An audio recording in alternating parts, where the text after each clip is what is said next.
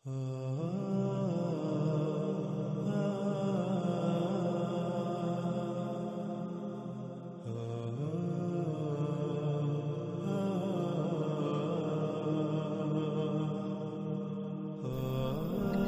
سبحانہ و تعالیٰ نے ہمارے جسم میں جو میزان قائم کیا وہ میزان قائم کیسے رہے گا؟ وہ کون سی ہدایات ہیں جن ہدایات پر عمل کر کے ہم اس میزان کو برقرار رکھ سکتے ہیں؟ اللہ سبحانہ و تعالیٰ نے اس کو بھی بالکل واضح کر دیا۔ ہمارا جسم جو کئی اعضاء کا مجموعہ ہے، جب ہم غور کریں تو ہمارے اوپر یہ بات کھل کر واضح ہو جاتی ہے کہ ہر عضو جو ہے وہ کئی مخلوقات کا مجموعہ ہے، اور اس میں ہر خلق لا تعداد خلیوں سے وجود میں آئی۔ ایک خلیے میں لا تعداد ذرات یعنی ایٹمز ہیں، اور ایک خلیہ اگر ہم اس کی بات کریں تو ایک خلیہ بالکل ایسے ہے جیسے ہماری ایک زمین، یہ ہماری دنیا ہے جس پر ہم رہ رہے ہیں۔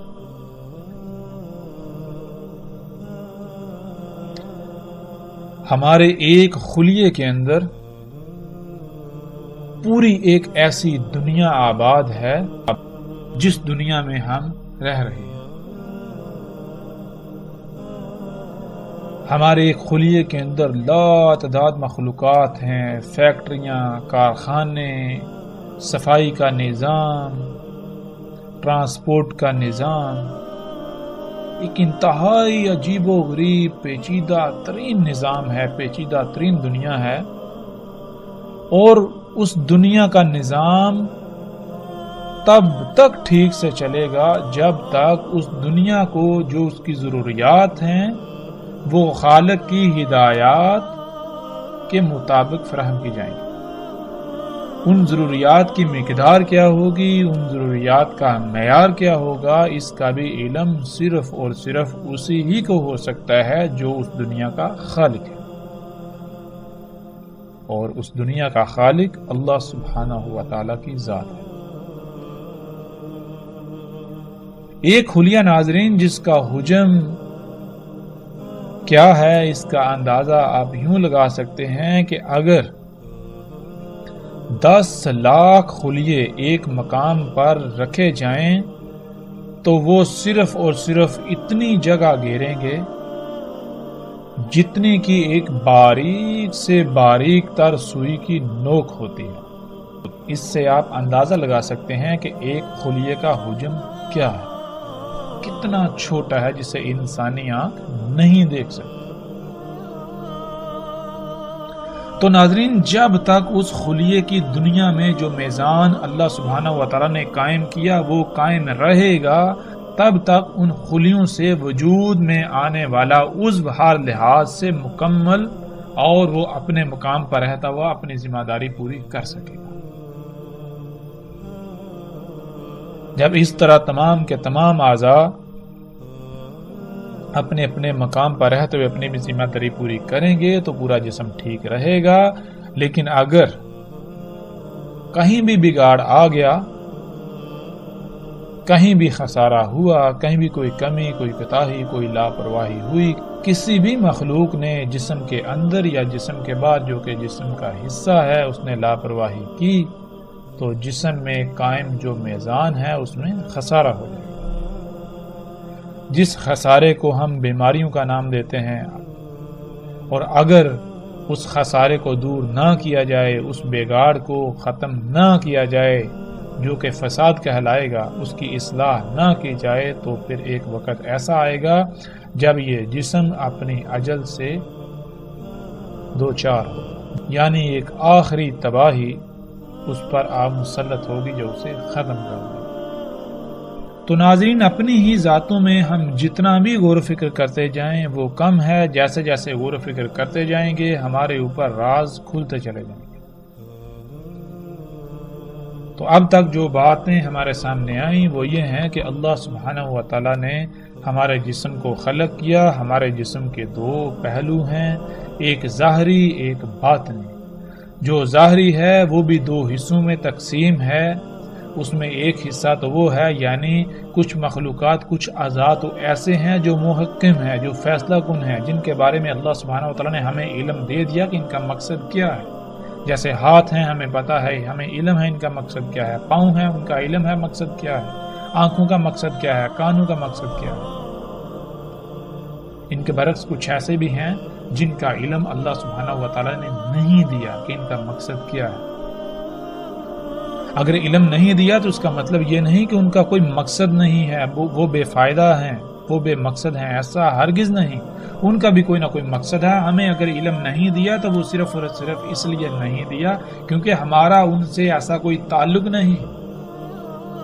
ہمارے لیے ان کا علم ہونا ضروری نہیں. اللہ سبحانہ و تعالیٰ نے انہیں جس مقصد کے لیے خلق کیا ان کو خلق کر کے ان کے مقام پر رکھ دیا. جب تک وہ اپنے مقام پر رہتے ہوئے اپنی ذمہ داری ادا کریں گی تو ہمارا جسم ٹھیک رہے گا. اس لیے ہمارا ان کے ساتھ کوئی تعلق نہیں. وہ اپنا کام کر رہے ہیں.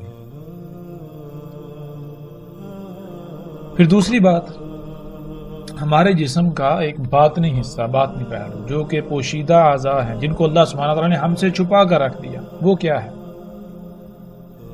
وہ ہمارے جسم میں اللہ کا غیب ہے جس کا قرآن میں اللہ سبحانہ و تعالیٰ نے بار بار ذکر کیا، جس کے بارے میں اللہ سبحانہ و تعالیٰ نے کہا کہ غیب پر ایمان لاؤ. اب غیب پر ایمان لانا کیا ہے؟ غیب پر ایمان لانا یہی ہے کہ اللہ سبحانہ و تعالیٰ نے ہمارے جسم کے اندر وہ اعضاء جو چھپا کر رکھ دیے ان کو خلق کرنے کا کوئی نہ کوئی مقصد ہے، اور جس مقصد کے لیے انہیں خلق کیا انہیں اس مقصد کو پورا کرنے کے لیے ان کے مقام پر رکھ دیا، ان کی لائن پر لگا دیا. جب تک وہ اپنے مقام پر رہتے ہوئے اپنی لائن کو پورا کریں گے، اس مقصد کو پورا کریں گے تو پورا جسم ٹھیک رہے گا. اگر کہیں بھی کوئی بگاڑ پیدا ہوا تو پھر فساد ہوگا، تباہیاں ہوں گی جن کو ہم بیماریاں کہتے ہیں، اور پھر آخر کار جسم موت کا شکار ہو جائے گا. تو جتنے بھی اعضاء ہمارے پوشیدہ ہیں یہ سارے کا سارا اللہ کا غیب ہے ہمارے جسم میں. یہ ہے ایمان لانا کہ اگر ہماری ان تک رسائی ہو جائے تو ہم ان کے ساتھ کسی قسم کی کوئی چھیڑ چھاڑ نہیں کریں گے، ہم ان کے ساتھ کسی قسم کا کوئی پنگا نہیں لیں گے. کیوں؟ اس لیے کہ اگر ہم نے ان کے ساتھ چھیڑ چھاڑ کی تو نظام درہم برہم ہو جائے گا. ہمارا ان کے ساتھ ایسا کوئی تعلق نہیں کہ ہم ان کے ساتھ چھیڑ چھاڑ کریں. یہ ہے غیب پر ایمان لانا. پھر مزید اگر ہم غور و فکر کریں ناظرین، اگر جسم سے خون نکال لیا جائے تو کیا ہوگا؟ جسم کانپ اٹھے گا. جسم سے جو اللہ تعالیٰ نے جو غیب جو رکھا، جو اعضاء چھپا کر رکھ دیے، جو اللہ تعالیٰ کا غیب ہے ہمارے جسم میں، اگر اس میں سے کوئی بھی چیز نکال لی جائے گی تو کیا ہوگا؟ اس عضو کی، اس شے کی ذمہ داری کی نوعیت کے اعتبار سے جسم کا نقصان ہے.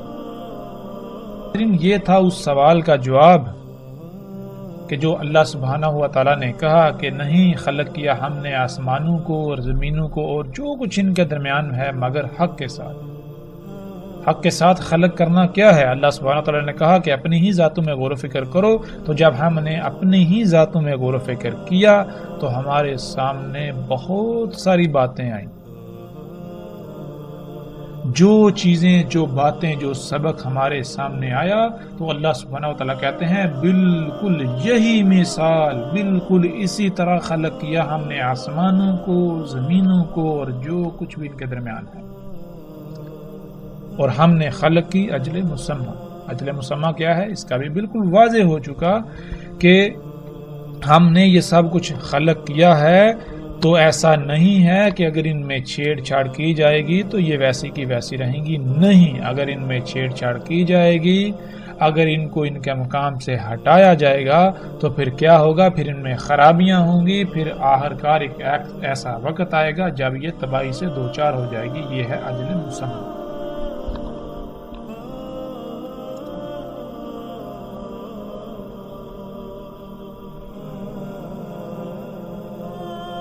جب ہم نے اپنی ذات میں غور و فکر کر لیا تو اللہ سبحانہ و تعالیٰ پھر بالکل واضح کہتے ہیں، جیسا کہ اس آیت میں ہے، اللہ سبحانہ و تعالیٰ کہتے ہیں اس میں کچھ شک نہیں،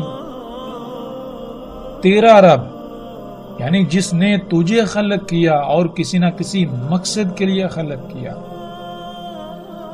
پھر تجھے جو تیری تمام کی تمام ضروریات تھیں وہ خلق کر کے مہیا کی، تجھے پروان چڑھایا اور تجھے اس مقام پر لے کے آیا جس مقام پر آ کر تو اس ذمہ داری، اس مقصد کو پورا کر سکے جس مقصد کے لیے تجھے خلق کیا۔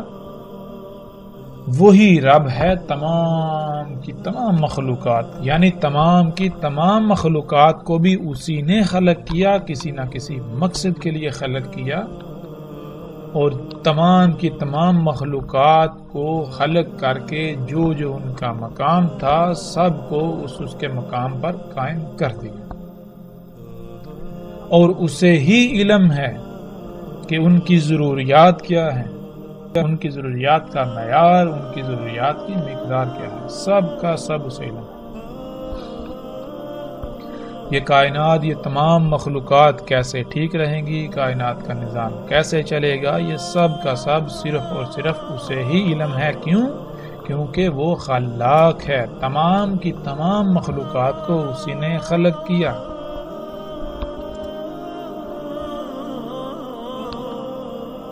تو یہ تھا ناظرین حق کے ساتھ خلق کرنے کا جواب۔ اس جسم پر اللہ سبحانہ و تعالیٰ نے ہمیں اختیار دیا ہے، جسم کی تمام مخلوقات ہماری محتاج ہیں۔ ہم چاہیں تو جسم کو حلال طیب فراہم کریں، خالق کی ہدایات کے مطابق ان کی ضروریات مہیا کریں، اور اگر ہم چاہیں تو خالق کی ہدایات کو یکسر نظر انداز کرتے ہوئے اپنی مرضی کے مطابق اس جسم میں جو جی میں آئے ڈے لیں اور جسم میں تمام مخلوقات کے حقوق کو غصب کریں۔ بالکل یہی مثال اس دنیا کی ہے، آسمانوں کی ہے، زمین کی ہے، ان کے درمیان جتنی بھی مخلوقات ہیں ان کی ہیں۔ جیسے اس جسم میں تمام کی تمام مخلوقات ہماری محتاج ہیں، اس جسم پر اللہ سبحانہ و تعالیٰ نے ہمیں اختیار دیا، بالکل اسی طرح اس زمین کی، اس آسمان اور زمین کے درمیان جتنی بھی مخلوقات ہیں یہ تمام کی تمام ہماری محتاج ہیں، ان کا اختیار اللہ سبحانہ و تعالیٰ نے انسان کو دیا۔ اور اللہ سبحانہ و تعالیٰ نے بالکل واضح کر دیا کہ اگر تم صرف اور صرف میری ہی غلامی کرو گے تو کائنات کا نظام بالکل ٹھیک رہے گا، کائنات میں کوئی فساد نہیں ہوگا، کوئی بھی خرابی نہیں ہوگی، اور اگر تم نے اس کائنات میں میری ہدایات کے خلاف عمل کیا تو اس کائنات میں ہر سطح پر قائم میزان میں خسارہ ہو جائے گا، جس سے پھر خرابیاں ہوں گی، پھر تباہیاں آئیں گی، پھر وہ اجل جو اللہ نے خلق کی وہ آ جائے گی، یعنی ایک آخری بڑی تباہی جو تمہیں اپنی لپیٹ میں لے لے گی۔ یہی وہ دجال تھا جس سے تمام کے تمام نبیوں نے ڈرایا، تمام کے تمام نبیوں نے ممکنہ پیش آنے والے خطرے سے متنبہ کیا، تمام کے تمام نبیوں نے، رسولوں نے یہی دعوت دی اپنی قوم کو، اپنی امت کو، کہ اللہ سبحانہ و تعالیٰ نے آسمانوں، زمینوں اور جو کچھ بھی ان کے درمیان ہے سب کا سب حق کے ساتھ خلق کیا، اس لیے صرف اور صرف اللہ ہی کی غلامی کرو۔ دیکھو اگر تم اللہ کی غلامی نہیں کرو گے تو جو تم اعمال کرو گے ان اعمال کا جس حد تک، جس سطح تک اثر ہوگا اس حد تک پھر رد عمل آئے گا۔ اسی رد عمل سے تمام کے تمام انبیاء نے ڈرایا، متنبہ کیا، لیکن کیا وہ قومیں ڈریں؟ لیکن کیا ان قوموں نے اپنے ان اعمال کو ترک کر دیا؟ کیا وہ اللہ کے غلام بن گئے؟ تو جب ہم قرآن سے اس کا سوال کریں تو اللہ سبحانہ و تعالیٰ بالکل واضح کر دیتے ہیں کہ ایسا ہرگز نہیں ہو. انہوں نے اس دعوت کو تسلیم نہ کیا تو پھر ان کا انجام کیا ہوا؟ اللہ سبحانہ و تعالیٰ نے قرآن میں یہ بھی بالکل واضح کر دیا.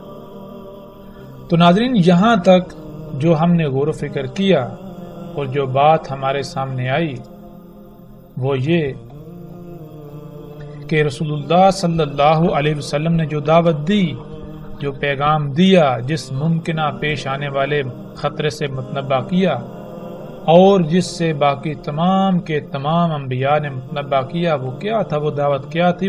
وہ دعوت یہی تھی کہ تمہارا رب اللہ ہے، اللہ ہی کو اپنا رب بناؤ، صرف اور صرف اللہ ہی کی غلامی کرو. اللہ سبحانہ وتعالی نے اس کائنات میں میزان قائم کر دیا، اس میزان میں خسارہ مت کرو.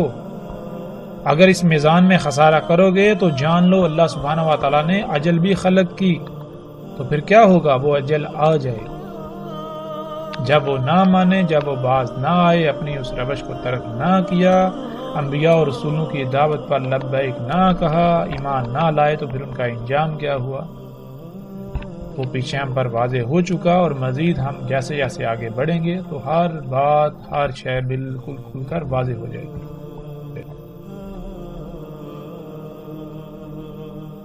جیسے نوح علیہ السلام نے اپنی قوم کو دعوت دی، بالکل اسی طرح باقی رسولوں نے بھی اپنی اپنی قوموں کو دعوت دی، اپنی اپنی قوموں کو ڈرایا. جب وہ نہ ڈرے، جب وہ اپنی روش سے باز نہ آئے، تو پھر ان کا انجام کیا ہوا؟ اس انجام اور جس وجہ سے ان کا انجام ہوا اللہ سبحانہ تعالیٰ ان آیات میں بالکل واضح کر دیتے ہیں. وہ کیا اشیاء تھیں، وہ اعظم و فتنہ کیا تھا جس کی زد میں آ کر، جس کے دجل کا شکار ہو کر وہ قومیں ہلاک ہوگی، صفحاتی سے مٹ گئی. اللہ سبحانہ و تعالیٰ کہتے ہیں کیا نہیں دیکھتے کیسے ہلاک کیا ہم نے ان سے قبل زمانوں سے؟ اختیار، حکومت، مضبوطی، قوت دی تھی انہیں زمین میں جو بالکل نہیں دیا گیا اختیار، حکومت، مضبوطی وغیرہ تم کو، اور بھیجا ہم نے ان پر بلندی سے لگاتار میغ، اور کر دیا ہم نے نہروں کو جاری ان کے تحتوں سے، پس ہلاک کیا ہم نے ان کے ذنوب کے سبب، یعنی ان کے اپنے ہی اعمال کے سبب، یعنی ان کے اپنے ہی اعمال کے سبب آسمان سے لگاتار میغ برسا اور نیچے ان کے پاؤں تلے سے نہریں جاری ہو گئی. اور ہم نے اپنے قانون سے ان کے بعد زمانے کو دوسرے کر دیا. اس آیت میں اللہ سبحانہ تعالیٰ بالکل واضح کہتے ہیں، اللہ سبحانہ تعالیٰ کہتے ہیں کہ قوم نوح سمیت جتنی بھی قومیں پہلے گزری ہیں، جو مکن یعنی زمین پر اختیار انہیں دیا گیا تھا، جو اسباب و وسائل ان کے پاس تھے، وہ آج ہمارے پاس یعنی آج موجودہ انسانوں کے پاس نہیں ہیں. حالانکہ آج موجودہ انسان بڑے بڑے دعوے کرتے ہیں کہ آج انسان چاند پر اور مریخ پر پہنچ چکا، جدید ترین ٹیکنالوجی حاصل ہو گئی، اب ہمیں کوئی زوال نہیں. بہرحال آج جو کچھ بھی انسان کے پاس ہے، اللہ سبحانہ و تعالیٰ کہہ رہے ہیں کہ قوم نوح یا ان کے علاوہ جتنی بھی قومیں پہلے گزر چکی ان کے پاس تم سے کئی گنا بڑھ کر تھا. اس کے باوجود ان کا انجام کیا ہوا؟ اللہ سبحانہ و تعالیٰ نے وہ بالکل ہمارے سامنے کھول کر رکھ دیا. پھر اس آیت میں اللہ سبحانہ و تعالیٰ کہتے ہیں تحقیق یعنی ثابت شدہ ایسا ہو چکا، یہ طریقہ جو کچھ تم کر چکے ہو یہ تم سے پہلے ہو چکا، پس سیر کرو زمین میں، پس دیکھو کیسا تھا انجام ان کا جنہوں نے تکذیب کی. یعنی جن کے اوپر یہ واضح کر دیا کہ اللہ سبحانہ و تعالیٰ نے آسمانوں، زمینوں اور جو کچھ بھی ان کے درمیان ہے سب کچھ حق کے ساتھ خلق کیا، تو اللہ کے علاوہ کسی کی غلامی مت کرو، اللہ کے علاوہ رائی برابر بھی عمل مت کرو اس کائنات میں، ورنہ اللہ نے جو اجل خلق کی وہ آ جائے گی. تو انہوں نے کیا کیا؟ انہوں نے اس کی تکذیب کر دی، انہوں نے یہ نہ مانا اور اپنے ان مفسد اعمال کو جاری رکھا. تو پھر ان کا انجام کیا ہوا؟ پھر اسی طرح اللہ سبحانہ تعالیٰ آج موجودہ انسانوں کو کہتے ہیں کیا دیکھنا چاہ رہے ہیں مگر یہ کہ ان کے کرتوتوں، ان کے اعمال کے سبب آئیں ملائکہ یا آ جائے امر ان کے رب کا. بالکل اسی طرح کے کرتوت کیے انہوں نے جو ان سے پہلے تھے. اور نہیں ظلم کرتا انہیں اللہ، اور لیکن خود ہی تھے ظلم کرنے والے۔ پھر آگے اللہ سبحانہ وتعالی کہتے ہیں اور کیسے ہلاک کیا ہم نے ان سے پہلوں کو زمانوں سے، ان کے سب سے بہتر تھے، احسن تھے اساس اور ریا۔ اساسن کسے کہتے ہیں؟ اساسن کہتے ہیں وہ تمام کا تمام مال و متاع، اشیاء، ایجادات، جو کچھ بھی انسان نے بنایا، جو کچھ بھی انسان نے آج تک حاصل کیا یا اس وقت تک جو کچھ انسان نے بنایا، جسے اردو میں اثاثے کہتے ہیں۔ اور ریا کہتے ہیں جو عام انسانی آنکھ سے نہ دیکھا جا سکے، وہ کچھ دیکھنے والے آلات، یعنی ایسے آلات جن کی مدد سے وہ اللہ کے غیب کی اشیاء، اللہ کے غیب کی مخلوقات، کائنات کی وسطوں کو براہ راست دیکھنے کی صلاحیت رکھتے تھے۔ یعنی اس آیت میں اللہ سبحانہ تعالیٰ بالکل واضح کہہ رہے ہیں کہ وہ جو پہلی قومیں گزر چکی، جن کو ہم نے ہلاک کیا، جو ہلاک ہوئیں اپنے ہی اعمال، اپنے ہی کرتوتوں کے سبب، وہ ان کے پاس جو کچھ انہوں نے بنایا ہوا تھا، جو کچھ انہوں نے ایجاد کیا ہوا تھا، جو کچھ انہوں نے بنایا ہوا تھا، وہ سب سے بہتر تھا۔ اور ان کے پاس جو دیکھنے کے آلات تھے وہ بھی تم سے بہتر تھے، وہ بھی سب سے بہتر تھے۔ پھر آج ہم دیکھیں کہ ایسی کون سی ایجادات ہیں، وہ کون سے اثاثے ہیں جو آج انسان اکٹھے کر چکا ہے، جو انسان آج بنا چکا ہے، اور پھر وہ کون سے ایسے آلات ہیں جن سے انسان کے پاس دیکھنے کی ایسی صلاحیتیں آ گئیں جو صلاحیت عام انسانی آنکھ سے دیکھنے کی نہیں ہے۔ اور جب ہم غور کرتے ہیں تو آج ہماری آنکھوں کے سامنے انسان کے خلق کردہ وہ تمام کے تمام اثاثے اور وہ تمام کے تمام دیکھنے کے آلات سامنے آ جاتے ہیں، اور وہ آج سب کے سب موجود ہیں۔ پھر اسی طرح اللہ سبحانہ تعالیٰ کہتے ہیں کیا پس نہیں رہنمائی ان کے لیے، کیسے ہلاک کر دیا ہم نے ان سے پہلوں کو زمانوں سے، چلتے پھرتے ہیں ان کی رہائشوں میں، اس میں کچھ شک نہیں، ان میں آیات ہیں اولی الانہا کے لیے۔ کیا آج ہم گھومتے پھرتے ہیں، زمین میں سیریں کرتے ہیں اور پہلی تباہ شدہ اقوام کے آثار دیکھتے ہیں، تو جب ہم ان کے آثار، ان کے بنائے ہوئے گھر، تباہ شدہ کھنڈرات جب ہم دیکھتے ہیں تو اللہ سبحانہ وتعالیٰ کہتے ہیں ان میں رہنمائی ہے تمہارے لیے، غور و فکر کرو تو کہ کیسے ان کو ہلاک کر دیا، وہ کیا تھے، ان کے پاس کیا تھا۔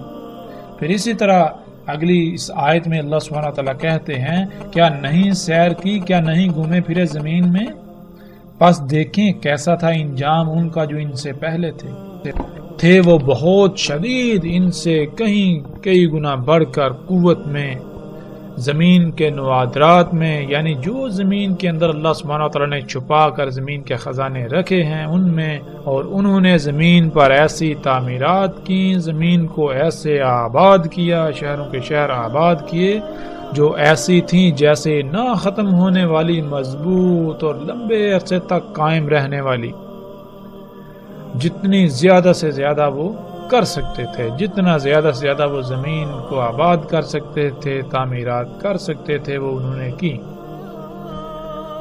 دوسروں کے مقابلے میں۔ اور آئے ان کے پاس ان کے رسول بینات کے ساتھ، یعنی اللہ کے رسول جب اللہ کے بھیجے ہوئے ان کے پاس آئے تو انہوں نے سب کچھ کھول کر رکھ دیا کہ جو کچھ تم یہ کر رہے ہو اس کا انجام کیا ہے اور اس کی حقیقت کیا ہے۔ بس نہیں تھا اللہ ظلم کرنے والا ان کے لیے، اور لیکن تھے خود ہی ظلم کرنے والے۔